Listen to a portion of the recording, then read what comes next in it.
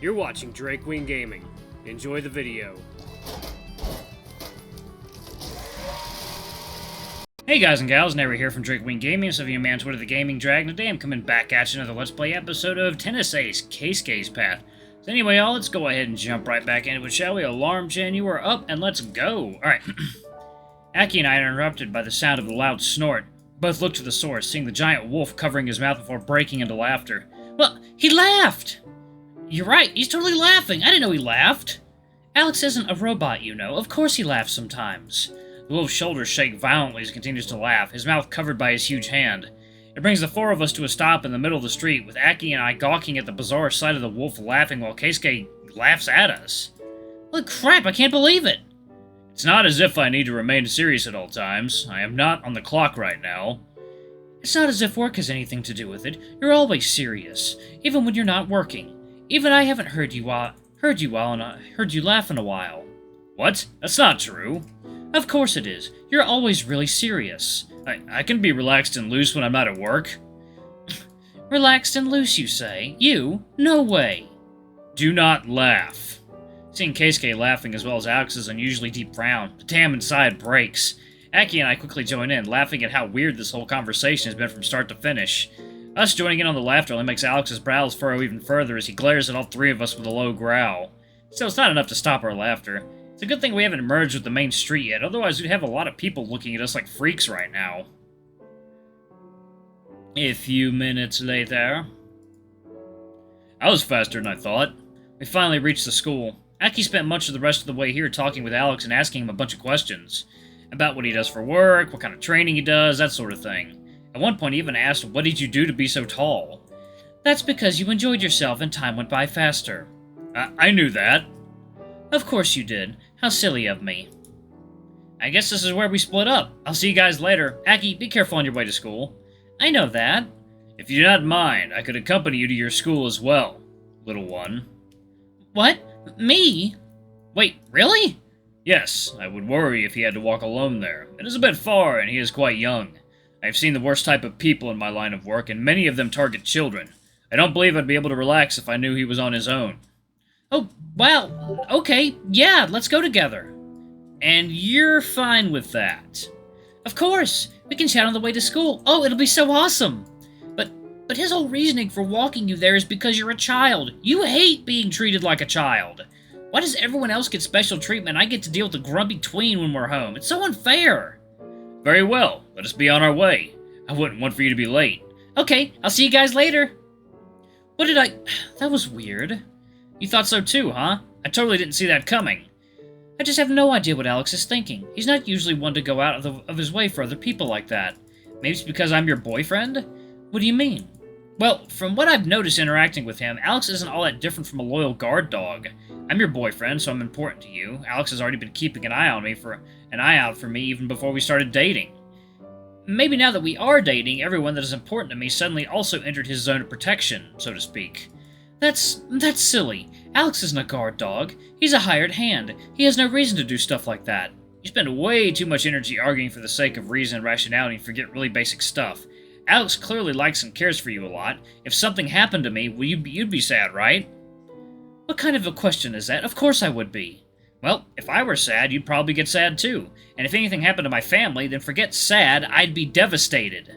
Alex obviously doesn't want to see you sad. Protecting us might be just his way of taking care of you and your feelings.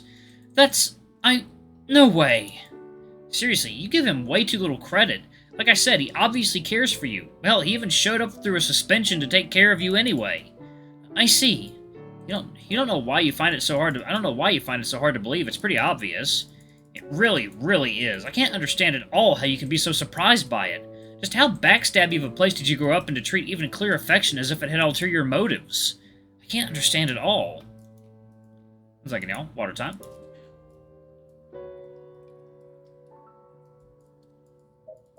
Alright. Well, if you'll excuse me, I really should be on my way to class. We can just walk to... I really need to get going. I'll talk to you again later. What? Wait! What the hell was that? Did he just run away from me? For real? So many people came after me over the years, but no! I had to date the weirdo. Good going, Yuichi. Excuse me. I start my way to the building in which my boyfriend just disappeared into, alone. If I catch him later, I'll karate chop him in the head for that. A few hours later, I take a deep breath. Fully letting the weight of this tiny little ball I hold in my hand sink in, I grip it tightly. 1, 2, 5 times I bounce it on the floor, placing one foot ahead of the other, the racket held firmly in my dominant hand. As soon as I toss the ball high into the air, a single thought immediately goes through my brain. Ah, this is going to be a good serve. Performing that same whip-like motion with my entire body, my racket slams against the ball dead on, sending it flying fast to the other side of the court. The hare dashes towards the ball, a wide topspin serve that bounces high and off the court. Even with his form crumbling under the strain of chasing after such a fast ball, even with his balance being shaky from not getting into a good position for a good receive, I know he's going to reach it, and I place myself in a position to return it no matter where it goes. Keisuke hits the ball back with a shallow and wide slice, aiming the ball at the angle to try and make it hard for me to hit it. Ever since he started to mess around with the depth of his shots, he's become so much more annoying to deal with. And I should know, we play each other so often now that I get pretty much feel him poking and prodding inside my brain, trying to figure out what I'm going to do and how to counter it. I know all that. I also know he can't understand the way I play. It's not smart enough. It's not elegant enough. I know he wishes I'd think things through more. But I'm not being that way. I never once thought I was the kind of player who relies on refined strategies to win the point. Even if I've always admired people like that, that's not the kind of playstyle that works for me. Because deep down, I know my heart only craves for one thing while I'm in the court. That overwhelming force that can break through any barriers along its way. That's the kind of player I strive to be. Having anticipated Keisuke's move before he could even make it, I am one step ahead of him to return the ball, hitting a straight flat shot that paints the line on the back of the court and flies away, unreachable. Yes! I pump a fist, happy with myself for having scored the point. Game, set, and match won by Yuichi, 6-4 to 6-3. Again, huh? The tension leaving his body, Keisuke lets himself fall down to the floor, his back smacking against the hard concrete, his racket flying out of his hand on the impact. Are you okay there? You're a monster! Keisuke breathes raggedly, each shallow and quick breath hurting even me as I watch it. I go over the net, crossing over to his side to offer him a hand. When he shows no inclination toward getting up, I instead crouch on his side. You're getting way better.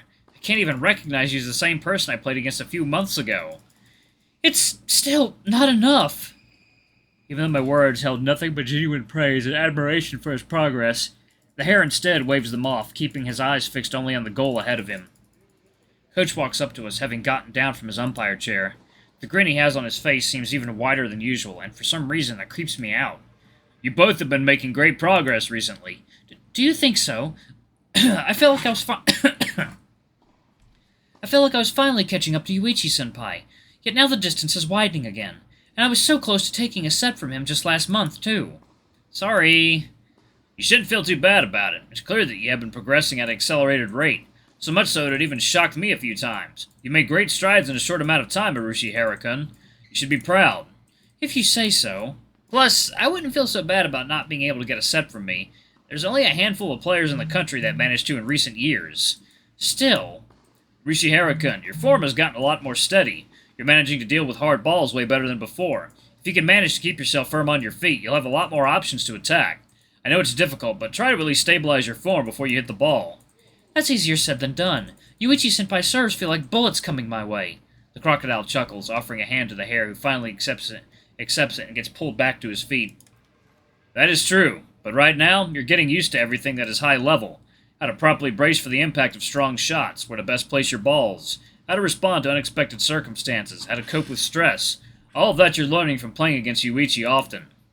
If anything, at least I feel like I don't lose my cool as often anymore. Coach nods, his expression getting serious once again.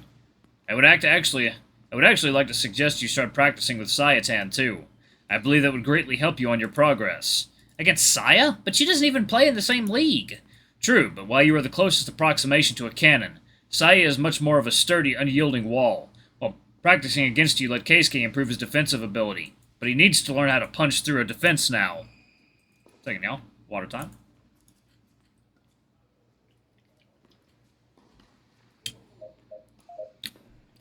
I guess that makes sense. Keisuke himself is a bit of an odd player. His style is neither too aggressive nor too defensive. While it's good that he's steady, he doesn't have the lasting power to play pure defense, but he also doesn't have the aggression he needs to close a point out. A lot of times when playing him, the rallies end up turning into wars of attrition, which sucks really bad, and I hate it, but it's also helped me work on my stamina a lot more. I think you can learn a thing or two from playing against Sayatan. Sure, I don't mind that. But wouldn't that be a bother for her? I don't need to play against her to tell that I'm clearly not on her level. That didn't stop you from seeking out Yuichi as a practice partner, did it? The coach's smile sends a shiver down my spine, and for a second there, it felt like I was being picked apart and analyzed in the very instant when he looked at me. Seriously, he's still crazy aloof and lazy, but I've been getting more and more aware of just how closely he watches me, and I don't know how to feel about it. I guess that's true. As for you, Yuichi, the moment he says my name and turns to face me, I instinctively straighten my back. Yes? Could you give us a bit of time, Arushi Harukan? I want to talk to him alone. Oh, okay. I'll go help the freshmen that are practicing over there, if you don't mind. That would be a big help, thank you. Keisuke picks up his racket from the floor, walking away with his shoulders slacked. I've gotten good enough at reading him that I can tell right away he feels frustrated, even when he tries to hide it. Part of me can't help feeling bad for him, but this is a sport. No matter how hard you try and no matter what you do, there'll always be winners and losers. You can't always be on top. So, yeah? Crap, I got distracted for a second and had to be snapped back to reality by him. I'll be honest, I was at a bit of a loss for how to handle you. Handle me? What's this about? When you first joined this school, I noticed that the fire you usually had when playing had dimmed considerably. Now, a little bit of a slump is normal. Not every player can be at their best 100% of the time. But when the situation kept extending itself and getting worse and worse, I got very worried. I thought I had to do something to help light your spark again, or you would eventually fizzle out completely. Fizzle out? Me? Your slump got pretty bad, kiddo. I tried thinking of ways to encourage you over the years, but no matter what I tried, nothing really seemed to work. Wait, was that why you invited Murasaki-san and those other players at the start of the school year? Yes, it was a pain in the ass to coordinate, but I knew I needed some kind of incentive to give you.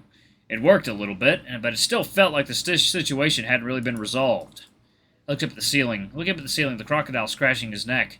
A low humming sound echoes almost inaudibly from his throat. To tell you the truth, I was about to bring Sayatan into the mix. I thought playing against her might give you the jolt you needed. I even discussed the situation with her, and we both agreed that might work. Playing against Saya? I mean, she's a really great player and all, but wouldn't that be a bit, I don't know, unorthodox? Second now, water time.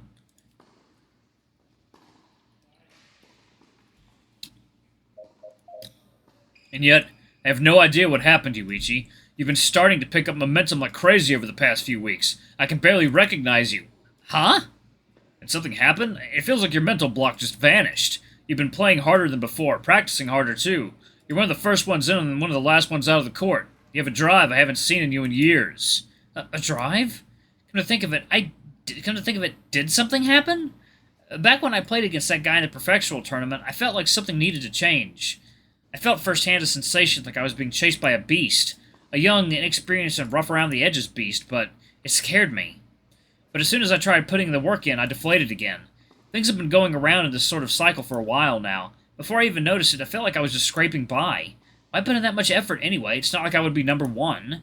No matter how hard you try, someone will always be better than you. Every time you improve, you'll just climb higher and face better people. The odds of being number one are so small, so why go through the trouble? But I had everything. I wanted for nothing. Even if I hated hearing it, and even if I hated the word, I knew I was born with something most people aren't. I have a body that is perfect for sports. I have reflexes that never seem to get dull even when I don't exercise them. I have a talent that most people don't. Somehow knowing that just made me feel like I was stuck in a cage. Why work hard when that hard work will always be ignored by others? It must be so nice to be so talented. It's not like I could win against a genius anyway. I endured years of it. All along, every step of the way, there were always people who would dismiss my efforts at calling them talent. It was something I was born with, so it wasn't any surprise that I succeeded. I hated it.